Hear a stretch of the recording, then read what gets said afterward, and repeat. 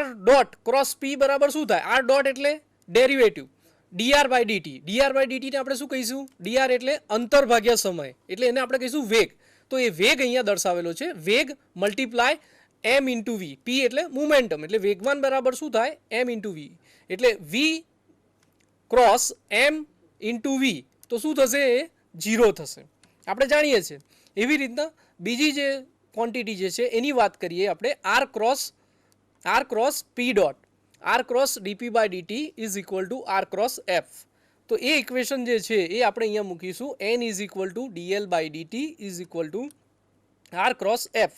જ્યાં એન જે છે એને આપણે કહીશું ટોર્ક, જેને r position of the vector, અને એફ યાની કે force. So that is called n is equal to r cross F.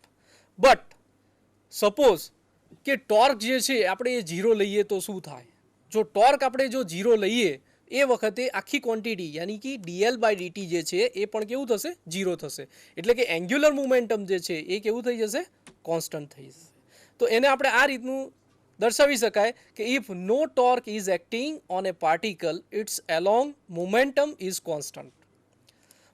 એનું બેસ્ટ એક્ઝામ્પલ છે આપણી જોડે કે planets moving around the sun is the finest example of the conservation law, જેને આપણે કન્ઝર્વેશન લો કહીશું. P is equal to MV.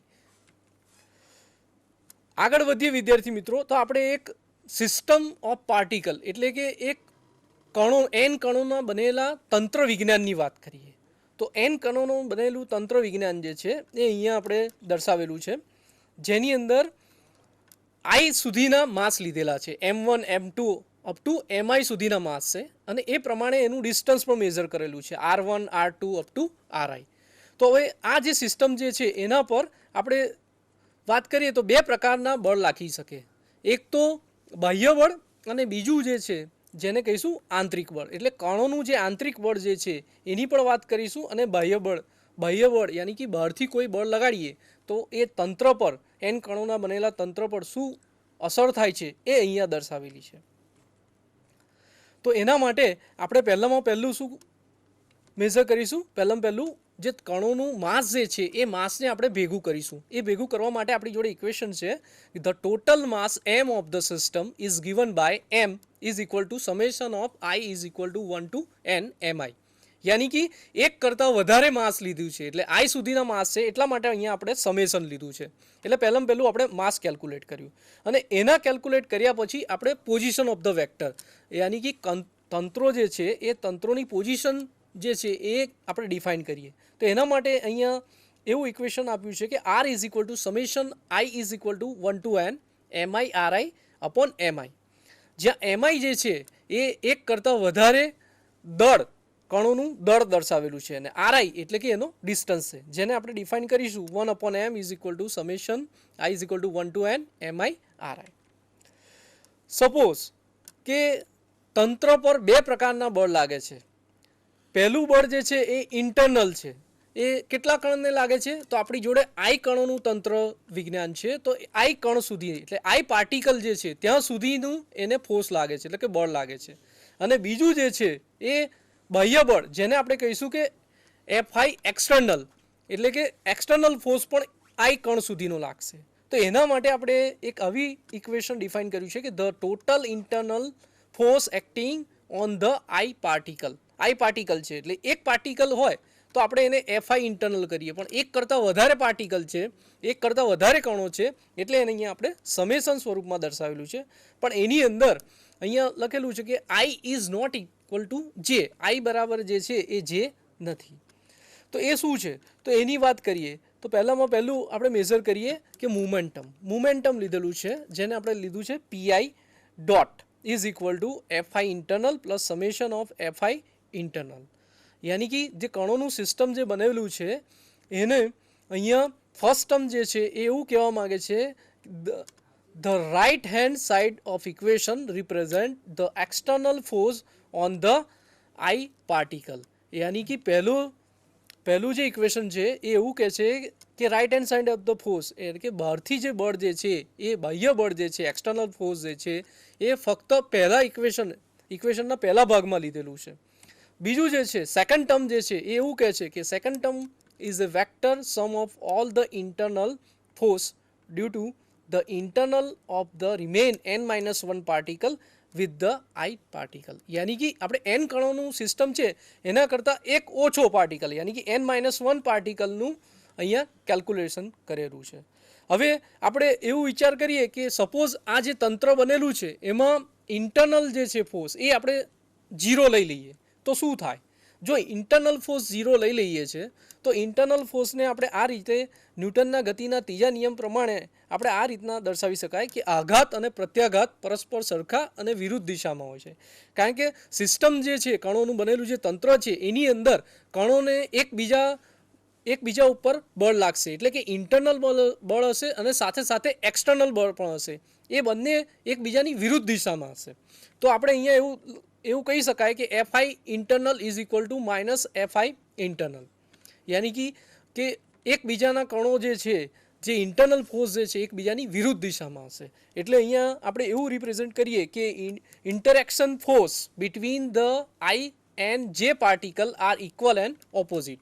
જો મેં તમને હમણાં કીધું કે ન્યૂટનનો ગતિનો ત્રીજો નિયમ એવું કહે છે કે ક્રિયાબળ અને પ્રતિક્રિયાબળ પરસ્પર સરખા અને વિરુદ્ધ દિશામાં છે. તો અહીંયા પણ કણોના બનેલા તંત્રો જે છે એની અંદર ક્રિયા અને પ્રતિક્રિયા પરસ્પર વિરુદ્ધ અને સરખા છે. તો અહીંયા એ દર્શાવેલું છે ઇક્વેશન 5માં. હવે આપણે આગળ જઈએ તો પ્રોજેક્ટાઇલ મોશનની વાત કરીએ. પ્રોજેક્ટાઇલ મોશન કોને કહેવાય? તો પ્રોજેક્ટાઇલ મોશન જે છે એને આપણે એવું કહીશું કે a projectile is call a projectile if its move in 2 dimensions during its free fall with a free fall acceleration gravity in downwards the directions. પ્રોજેક્ટાઇલની વાત કરી છે તો અહીંયા બે પ્રકારના પ્રોજેક્ટાઇલ છે. એક પહેલું જે છે એને આપણે એક્ઝામ્પલ લઈશું કે the motion of A golf બોલ એન્ડ સેકન્ડ જે છે ધ મોશન ઓફ બેઝબોલ. આપણે જ્યારે પ્રોજેક્ટાઇલ મોશનની જ્યારે વાત કરીશું ત્યારે એ ઘડીએ આપણે જે એર જે છે એટલે કે હવા જે છે એને આપણે નિગ્લેક્ટ કરીશું. એને આપણે આ મોશનની અંદર કન્સિડર કરીશું નહીં. તો અહીંયા ઘણી બધી સ્લાઇડો પ્રોજેક્ટાઇલ મોશનની આપેલી છે. એમાં ફર્સ્ટ જે છે પ્રોજેક્ટાઇલ મોશનમાં અહીંયા પેરાબોલિક છે એ આપેલું છે. સેકન્ડ જે છે એ પણ એક સ્લાઇડ આપેલી છે પ્રોજેક્ટાઇલ મોશનની.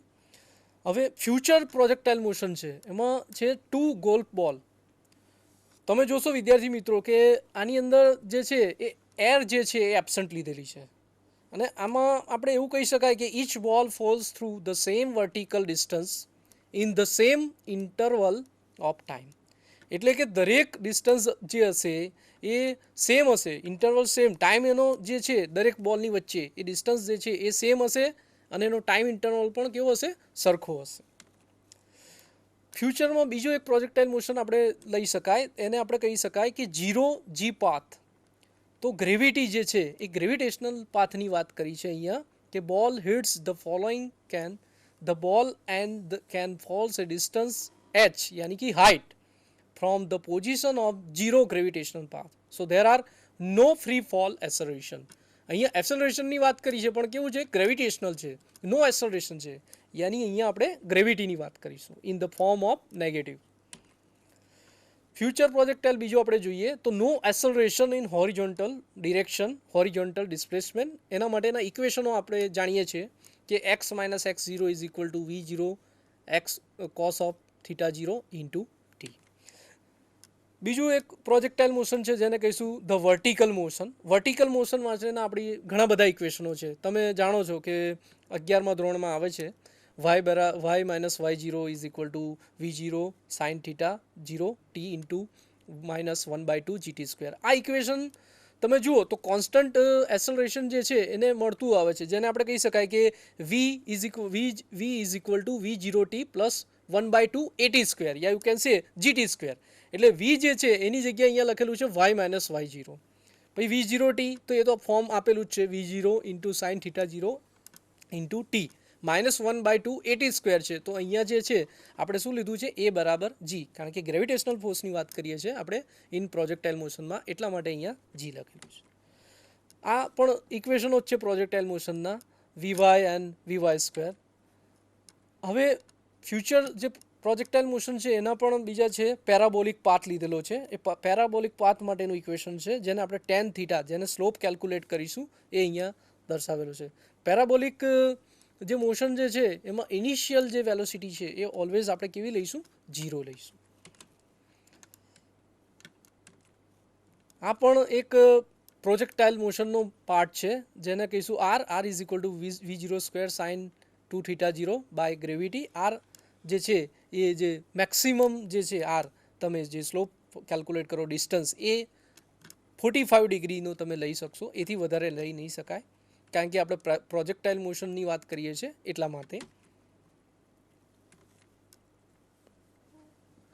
તો વિદ્યાર્થી મિત્રો, આ જે છે ગતિ વિજ્ઞાન જે ઇન્ટ્રોડક્શન પાર્ટ કહેવાય, કે સિસ્ટમ જે છે પદાર્થના કણો જે છે તંત્રની અંદર કેવી રીતના ગતિ કરે છે, અને જ્યારે ગતિ કરે છે ત્યારે એના પર કયા પ્રકારના બળ લાગે છે, જેને આપણે બતાવ્યા કે એક્સટર્નલ ફોર્સ એટલે કે બાહ્ય બળ અને ઇન્ટરનલ ફોર્સ એટલે કે આંતરિક બળ. સાથે સાથે ન્યૂટનના ગતિના નિયમોનું પણ પાલન કરે છે. જેને આપણે જોયું કે ન્યૂટનની ગતિનો પહેલો નિયમ છે, બીજો નિયમ છે, ત્રણેય નિયમનું પાલન કરે છે.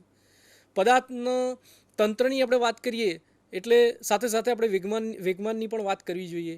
એની પણ આપણે વાત કરી કે વેગમાન જે છે એ વેગમાન પણ પદાર્થ પર આધારિત રાખે છે, m/v છે.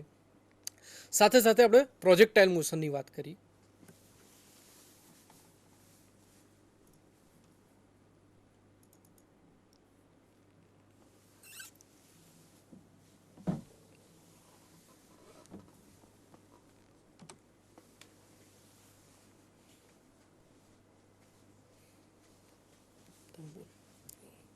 આ બાજુ આવતી રહું કે અહીંયા ચાલુ રાખવું?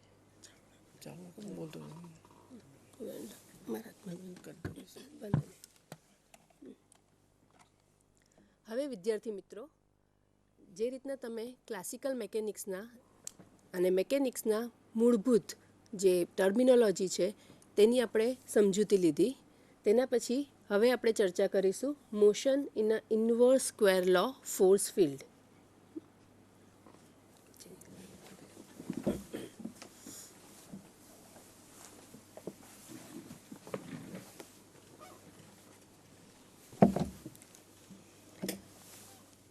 હમણાં મારા મિત્રભાઈએ તમને સમજૂતી આપી કે કેવી રીતના મૂળભૂત બળ જ્યારે જુદા જુદા પદાર્થ ઉપર લાગે છે તો જુદા જુદા પ્રકારના બળના લીધે જુદા જુદા પ્રકારનું એનું વર્તન હોય છે, જુદા જુદા પાથ અને ટ્રેજેક્ટરી હોય છે.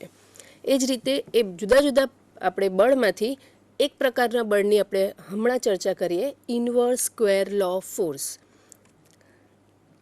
અને જ્યારે inverse square law force field લાગુ પડે ત્યારે જે કણ છે એ કઈ જાતની ગતિ કરશે તેની આપણે ચર્ચા કરીશું. તો મૂળભૂત રીતે આપણે જો વ્યાખ્યા આપવા માગીએ તો કોઈ પણ જાતનું ઇન્વર્સ સ્ક્વેર લો ફોર્સ હોય તો કોઈ પણ બે કણના વચ્ચે the force is exerted by one particle on the other where is inversely as the square of the distance between them. એટલે કે એના ડાયરેક્ટલી પ્રપોર્શનલ નથી પણ ઇન્વર્સલી પ્રપોર્શનલ છે, અને સિંગલ પાવરમાં નહીં પણ એ સ્ક્વેરના ટર્મ્સમાં છે. જો મેથેમેટિકલી આ વસ્તુ દર્શાવવામાં આવે તો આપણે એને લખી શકીએ કે બળ જે કે બે કણના ડિસ્ટન્સ પર આધાર રાખે છે, એટલે કે આપણે F R dependent of R બરાબર કે બાય આર સ્ક્વેર રીતે દર્શાવ્યું છે. અહીંયા કે જે છે એ આપણો પ્રપોર્શનાલિટી કોન્સ્ટન્ટ છે, અચળાંક, અને જેની કિંમત 0 ના હોઈ શકે. આમ તો આપણે ઘણા બધા બળ જાણીએ છીએ, પણ આપણા માટે બધા કરતાં વધારે ફેમિલિયર જે બે બળ છે એમાં બધા કરતાં પહેલો છે ગ્રેવિટેશનલ ફોર્સ, ગુરુત્વાકર્ષણનું બળ, જે આપણા માટે બહુ જ જાણીતું છે અને નાનપણથી આપણે ભણતા આવ્યા છે. જ્યારે આપણે ગુરુત્વાકર્ષણનું બળ લઈએ તો એમાં આ કોન્સ્ટન્ટની કિંમત -g m1 m2 રીતે દર્શાવી છે. g યુનિવર્સલ કોન્સ્ટન્ટ, m1 અને m2 જે બે પાર્ટિકલ છે એમના માસીસ છે. અહીંયા જે સાઇન નેગેટિવ સાઇન છે એ રિપ્રેઝેન્ટ કરે છે કે the nature of the force is attraction. જેવી રીતના ગ્રેવિટેશનલ ફોર્સ છે એવી જ રીતનો કુલમ્બ ફોર્સ એટલે કુલમ્બ બળ, જો ઇલેક્ટ્રોસ્ટેટિક ફોર્સ પણ કહેવાય છે, તેને આપણે દર્શાવીએ છીએ અને એમાં જે અચળાંક એટલે કે પ્રોપોર્શનાલિટી કોન્સ્ટન્ટ કે જે છે એને લીધો છે Q1 Q2 અપોન 4πε0.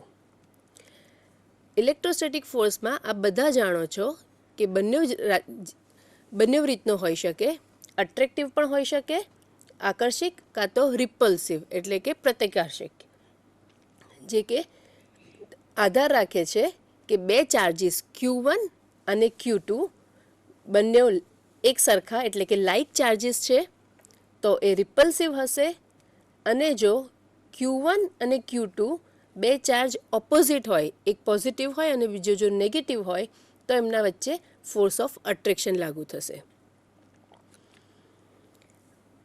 હવે જો બળને આપણે પોટેન્શિયલના ટર્મ્સમાં લખવા માગતા હોઈએ તો એને આપણે લખી શકીએ F બરાબર R is equal to minus dV/dr. આ વેલ નોન રિલેશન છે, આપણે બધા જાણીએ છીએ ને પહેલાં ભણી ચૂક્યા છે. જ્યારે આપણું ઇક્વેશન નંબર પહેલું જે છે જે કે આપણને ઇન્વર્સ સ્ક્વેર લો ફોર્સનું રિલેશન આપે છે, અને બીજું આપણને ફોર્સ જ પોટેન્શિયલ સાથેનું રિલેશન આપે છે, તો એ બંનેનું જો સમન્વય કરવામાં આવે તો આપણને ઇક્વેશન નંબર 3 મળે છે, જે કે minus dV/dr which is equal two k/r². અને આને જો આપણે ઇન્ટિગ્રેટ કરીએ તો ફોર્સમાંથી આપણને પોટેન્શિયલની વેલ્યુ મળે, જે કે આપ જોઈ શકો છો કે ઇન્વર્સલી પ્રોપોર્શનલ છે આરના, એટલે કે separation between the two particles. હવે અહીંયા આપણે વાત કરી central force field. Central force કોને કહેવાય? તો કે કોઈ પણ ફોર્સ, બળ જે એક બિંદુ તરફ દોરેલો હોય, which is acting along or towards a fix point, તેને આપણે સેન્ટ્રલ ફોર્સ કહેવામાં આવે છે.